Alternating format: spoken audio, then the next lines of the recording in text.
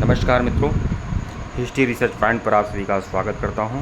Bihar state paper 2 history की test series चल रही है और यह टेस्ट सीरीज संख्या 5 है मित्रों। अगर इसके पहले का वीडियो नहीं देखे हैं तो प्लेलिस्ट में जाइएगा। बिहार स्टेट पेपर 2 हिस्ट्री के नाम से प्लेलिस्ट बनी हुई है, प्लेलिस्ट में जाइएगा और देखिएगा।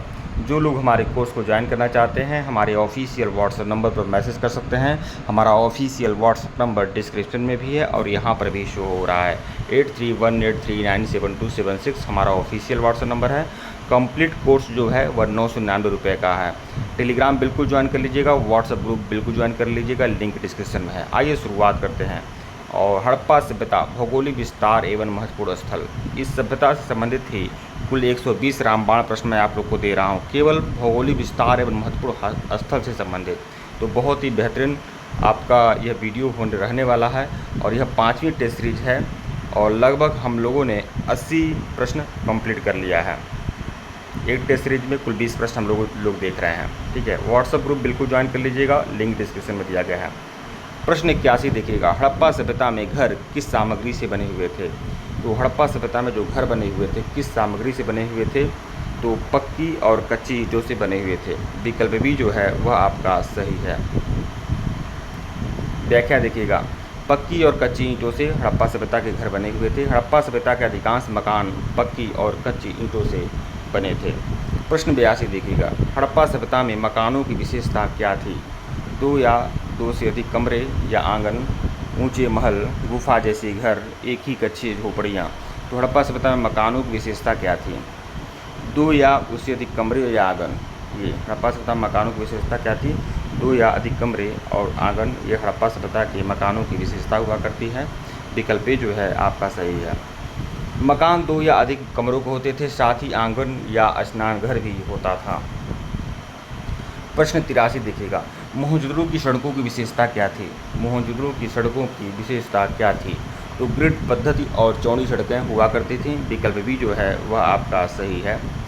ठीक है, सड़कें एक दूसरे को समकोण पर काटती थीं और ग्रिड योजना पर बनी थीं। प्रश्न 84 देखिएगा, हड़प्पा सभ्यता की जल निकासी व्यवस्था कैसी थी? तो हड़प्पा सभ्यता में जो जल निकासी व्यवस्था थी वो कैसी थी? तो पक्की और ढकी हुई नालियाँ थीं। ठीक है, विकल्प बी जो है वह आपका सही है। जल निकासी व्यवस्था उन्नत थी, नालियाँ पक्की ईंटों से बनी और ढकी रहती थीं। प्रश्न 85 देखिएगा, किस स्थल से नृत्य करती हुई युवती की मूर्ति मिली है? तो किस स्थल से नृत्य करती हुई युवती की मूर्ति मिली है? तो मोहनजोदड़ो से। विकल्प बी जो है वह आपका सही है। मोहनजोदड़ो से कांस्य निर्मित नृत्य करती हुई युवती की मूर्ति मिली है। प्रश्न 86 देखिएगा, किस स्थल से पशुपति महादेव जैसी मूर्ति मिली है? तो हड़प्पा, मोहनजोदड़ो, कालीबंगन या राखीगढ़ी। तो किस स्थल से पशुपति महादेव जैसी मूर्ति मिली है? तो वह आपका मोहनजोदड़ो से। विकल्प भी जो है वह आपका सही है। मोहनजोदड़ो से पशुपति महादेव जैसी मुद्रा में त्रिमुखी देवता की मूर्ति मिली है। प्रश्न 87 देखिएगा, किस स्थल से मूर्तिकला में बैल की प्रतिमा मिली है? बैल की जो प्रतिमा मिली है वह हड़प्पा सभ्यता से मिली है। विकल्प भी जो है वह आपका सही है। हड़प्पा से बैल की मूर्तियाँ सीलें मिली हैं जो उनकी पशुपालन पर निर्भरता को दर्शाती हैं। प्रश्न 88 देखिएगा, हड़प्पा सभ्यता में धातुओं में कौन सी सबसे अधिक प्रयोग होती है? हड़प्पा सभ्यता में धातुओं में कौन सी सबसे अधिक प्रयोग होती है?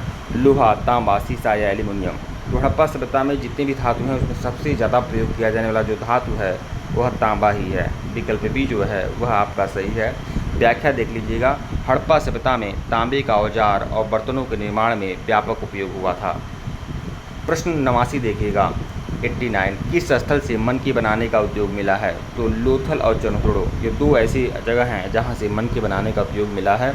तो लोथल भी होगा और चनहुड़ो भी होगा। तो ए और बी दोनों होगा, यहाँ सिर्फ ए है तो ए और बी दोनों होगा। लोथल से मनकी और मोतियों के निर्माण का उद्योग मिला है जिससे इसका व्यापारिक महत्व बढ़ा है। प्रश्न 90 देखिएगा, हड़प्पा सभ्यता की मुख्य आर्थिक गतिविधि क्या है? तो हड़प्पा सभ्यता की जो मुख्य आर्थिक गतिविधि है वह कृषि और पशुपालन है। विकल्प भी जो है वह आपका सही है। मुख्य व्यवसाय कृषि और पशुपालन। हड़प्पा सभ्यता का जो मुख्य व्यवसाय था वो कृषि और पशुपालन था। गेहूँ, जौ और कपास इसकी प्रमुख फसलें थीं। प्रश्न 91 देखिएगा, हड़प्पा सभ्यता में कपास का सर्वप्रथम प्रयोग किस स्थल पर हुआ है? तो हड़प्पा सभ्यता में कपास का जो सबसे पहला प्रयोग हुआ है वह हड़प्पा से ही हुआ है। विकल्प ए जो है वह आपका सही है। विश्व में सर्वप्रथम कपास की खेती का प्रमाण हड़प्पा से ही मिला है। प्रश्न 92 देखिएगा, किस स्थल से तांबे की गाड़ियों के प्रमाण मिले हैं? तो यह दाइमाबाद से मिला है जो महाराष्ट्र में स्थित है और सिंधु घाटी सभ्यता का सबसे दक्षिणी स्थल है। महाराष्ट्र के दाइमाबाद से तांबे की गाड़ी और बैल की मूर्तियाँ मिली हैं। देखिए, तांबे की बैलगाड़ी भी मिली है और बैल की मूर्ति भी मिली है। प्रश्न 93 देखिएगा, हड़प्पा सभ्यता का अंत लगभग कब माना जाता है? तो हड़प्पा सभ्यता का अंत जो है 1500 BC, ठीक है, लगभग 1750 BC, लेकिन 1750 ऑप्शन में नहीं है तो 1500 BC मान सकते हैं। प्रश्न 94 देखिएगा, हड़प्पा सभ्यता के पतन का प्रमुख कारण क्या है? पतन का जो प्रमुख कारण है वो विदेशी आक्रमण भी है, प्राकृतिक कारण, आंतरिक संघर्ष।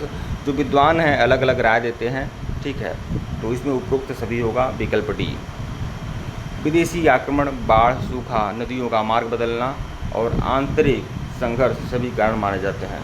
प्रश्न 95 देखिएगा, हड़प्पा सभ्यता का राजनीतिक जीवन कैसा था? तो हड़प्पा सभ्यता में जो राजनीतिक जीवन था, राजा और रानी शासन करते थे, तो ऐसा कोई प्रमाण नहीं मिला है। पुरोहित शासन करते थे, ऐसा प्रमाण नहीं मिला है। नगर जो है, नगर में प्रशासनिक व्यवस्था थी, ये तो है विकल्प सी, ठीक है। यहाँ साम्राज्य नहीं था बल्कि नगर प्रशासनिक व्यवस्था में अधिक संगठित था। प्रश्न 96 देखिएगा, इस सीरीज का प्रश्न बहुत ही महत्वपूर्ण है। हड़प्पा सभ्यता में धार्मिक जीवन का प्रमाण किससे मिलता है? सील और मूर्तियों से, मंदिरों में, वेदों से, कब्रों से। तो सील और मूर्तियों से ही हड़प्पा सभ्यता में धार्मिक जीवन का प्रमाण मिलता है। विकल्प ए जो है वह आपका सही है। पशुपति महादेव की मुद्रा और देवी मातृ देवी जैसी मूर्तियां धार्मिक जीवन को दर्शाती हैं। प्रश्न 97 देखिएगा, 97, हड़प्पा सभ्यता में किस पशु की पूजा होती थी? तो बैल की पूजा, मतलब वृषभ की पूजा होती थी। विकल्प बी जो है वह आपका सही है। सीलों और मूर्तियों से पता चलता है कि बैल की पूजा हड़प्पा सभ्यता में होती थी।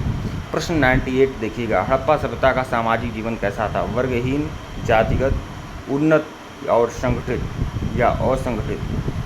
तो हड़प्पा सभ्यता में जो सामाजिक जीवन था वह उन्नत और संगठित था, उन्नत और संगठित। विकल्प सी जो है आपका सही है। सामाजिक जीवन उन्नत और संगठित था, स्त्री पुरुष दोनों को समान अधिकार प्राप्त थे। प्रश्न 99 देखिएगा, हड़प्पा सभ्यता में कौन सा खेल लोकप्रिय था? तो पहला ऑप्शन ही सही है, शतरंज। शतरंज का खेल हड़प्पा सभ्यता में विशेष रूप से लोकप्रिय था, ठीक है। व्याख्या देखिएगा, खुदाई से पासे मिले हैं जिससे पता चलता है कि पासा खेल लोकप्रिय था, ठीक है। मतलब शतरंज की जो शुरुआत हुई थी वह सिंधु घाटी सभ्यता से ही हुई थी। प्रश्न 100 देखिएगा, हड़प्पा सभ्यता का सांस्कृतिक महत्व क्या है? हड़प्पा सभ्यता का सांस्कृतिक महत्व, तो हड़प्पा सभ्यता जो है, सिंधु घाटी सभ्यता जो है वह विश्व की पहली नगर व्यवस्था थी, नगरीय योजना थी। विकल्प जो है वह आपका सही है। विश्व की प्रथम नगरीय सभ्यता, हड़प्पा विश्व की प्रथम संगठित नगर व्यवस्था थी जिसकी नगर योजना और उन्नत व्यवस्था अद्वितीय थी, ठीक है। ठीक है मित्रों, वीडियो को लाइक और चैनल को सब्सक्राइब करिएगा। टेलीग्राम को बिल्कुल ज्वाइन कर लीजिएगा, व्हाट्सएप ग्रुप को भी ज्वाइन कर लीजिएगा। और जो लोग हमारे कोर्स को ज्वाइन करना चाहते हैं, हमारे ऑफिशियल व्हाट्सएप नंबर पर मैसेज कर सकते हैं।